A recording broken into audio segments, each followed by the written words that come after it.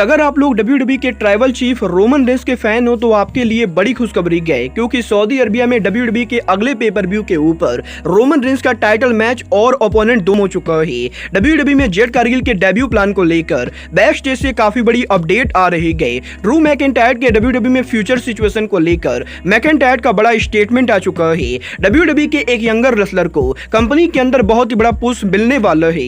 तो गाइज वहीं CM Punk WWE में दोबारा वापस आएंगे या नहीं, इसको लेकर एक और इंटरेस्टिंग रिपोर्ट सामने आ चुकी है। तो गाइस चलिए बिना किसी देरी के शुरू करते हैं इस वीडियो को, और सबसे पहले बात करेंगे बेस्ट इन द वर्ल्ड यानी सीएम पंक की। वेल ये बात तो आप सभी लोगों को मालूम होगी, सीएम पंक के AEW से फायर्ड होने के बाद लगातार इस चीज को लेकर रूमर चल रही है कि सीएम पंक WWE पर वापस आने वाले गए। और गाइज अब यहाँ पर सीएम पंक WWE में वापस आएंगे या नहीं, इसको लेकर WWE के बैक स्टेज से बड़ी अपडेट आ रही है। वेल गाइज इस हफ्ते हाउस ऑफ रेसलिंग ने इस चीज को कंफर्म किया है कि लास्ट ईयर जब कोडी रोड्स का AEW कॉन्ट्रैक्ट ओवर हुआ था, तो गाइस उस समय WWE के बैक स्टेज के ऊपर कोडी रोड्स के आने को लेकर काफी सारी बातें चल रही थी। और गाइस WWE के बैक स्टेज के ऊपर WWE के हायर ऑफिशियल कोडी को लाने को लेकर काफी ज्यादा इंटरेस्टेड थे। बट गाइस यहीं इस साल जब सीएम पंक AEW से बाहर जा चुके हैं, तो गाइस WWE के बैक स्टेज के ऊपर WWE के हायर ऑफिशियल सीएम पंक को लेकर उतनी बातें नहीं कर रहे हैं। और बेसिकली क्योंकि इस समय WWE कंपनी हर तरीके से काफी ज्यादा ग्रो कर रही है, तो गाइज इसीलिए WWE को इस समय किसी भी बाहरी रेसलर को लाने की कोई भी जरूरत नहीं है। बट गाइज यहां पर इसका मतलब ये बिल्कुल भी नहीं है कि WWE सीएम पंक को वापस नहीं लाएगी, क्योंकि गाइज यहां पर इन्वेंटर्स के WWE को बाई करने के बाद इन्वेंटर्स यहां पर ज्यादा से ज्यादा पैसा बनाना चाहते हैं। और गाइज अगर यहां पर इन्वेंटर्स चाहे तो वो यहां पर सीएम पंक को WWE में डेफिनेटली ला सकते हैं, क्योंकि guys CM Punk already UFC के अंदर काम कर रहे हैं और वो यहां पर UFC के डेवलपमेंट टेरिटरी यानी के फ्यूरी के ऊपर कमेंटेटर के तौर पर काम करते गए। और क्योंकि अब यहां पर WWE और UFC दोनों एक ही कंपनी के द्वारा ओन की जाती है, तो गाइस इस चीज के अब भी 90% चांसेस है कि सीएम पंक WWE के ऊपर वापस आने वाले हैं। वेल अब ये तो आने वाला टाइम बताएगा कि सीएम पंक WWE पर वापस कभी आएंगे भी या नहीं। बट जहां तक बात रही WWE के रेसलर्स की, तो यहीं इस हफ्ते ड्रू मैकिंटायर के WWE के लीव करने को लेकर मैकिंटायर ने उनके लेटेस्ट इंटरव्यू में बात की, जहां पर मैकिंटायर का ये कहना है कि डेफिनेटली ड्रू मैकिंटायर का कॉन्ट्रैक्ट बहुत ही जल्द एक्सपायर होने वाला है।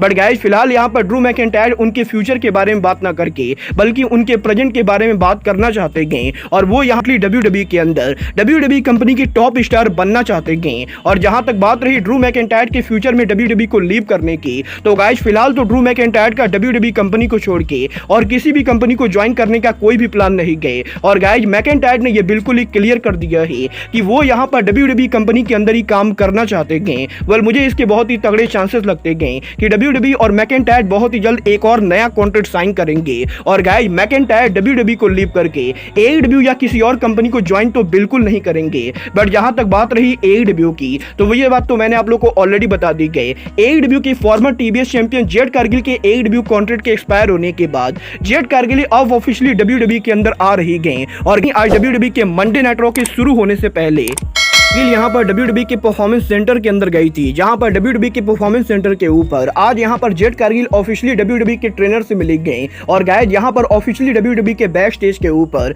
अब यहां पर WWE कंपनी जेड कारगिल को ट्रेन कर रही है। और जैसा कि मैंने आप लोग को ऑलरेडी बताया है, जेड कारगिल के थोड़ी दिन में ट्रेंड होने के बाद जेड कारगिल WWE के NXT पर डेब्यू ना करके बल्कि डायरेक्टली मेन रोस्टर पर आने वाले गए। और PWI इनसाइडर ने इस चीज को कंफर्म कर दिया है कि जेड कारगिल जब मेन रोस्टर पर डेब्यू करेंगी, तो वो यहां पर डायरेक्टली WWE के किसी बड़े रेसलर के खिलाफ अपने डेब्यू के ऊपर ही राइवलरी करेंगी। और WWE की करंट प्रायोरिटी जेड कारगिल को जल्द से जल्द मेन रोस्टर पर लाना है। वेल देखना बहुत ही दिलचस्प होने वाला है कि WWE में जेड कारगिल के मेन रोस्टर पर डेब्यू करने के बाद जेड कारगिल के WWE में पहली राइवल कौन है। बट गाइस चलिए फिलहाल आगे बढ़ते हैं और बात करते हैं WWE के ऑस्ट्रेलिया में अगले बड़े स्टेडियम शो की। वेल ये बात तो मैंने आप लोग को 2 दिन पहले ही बताई थी कि अगले साल WWE कंपनी फरवरी महीने के अंदर ऑस्ट्रेलिया के अंदर एक बड़ा स्टेडियम शो करने वाली गए। और अब क्योंकि ये शो ऑस्ट्रेलिया के अंदर हो रहा है, तो गाइस WWE इस शो के ऊपर होम ग्रोन टैलेंट को दिखाने के लिए WWE के ऑस्ट्रेलियन रेसलर्स को पुश करने वाली गए। और अब यहां पर WWE के बैक स्टेज से रिपोर्ट आ रही है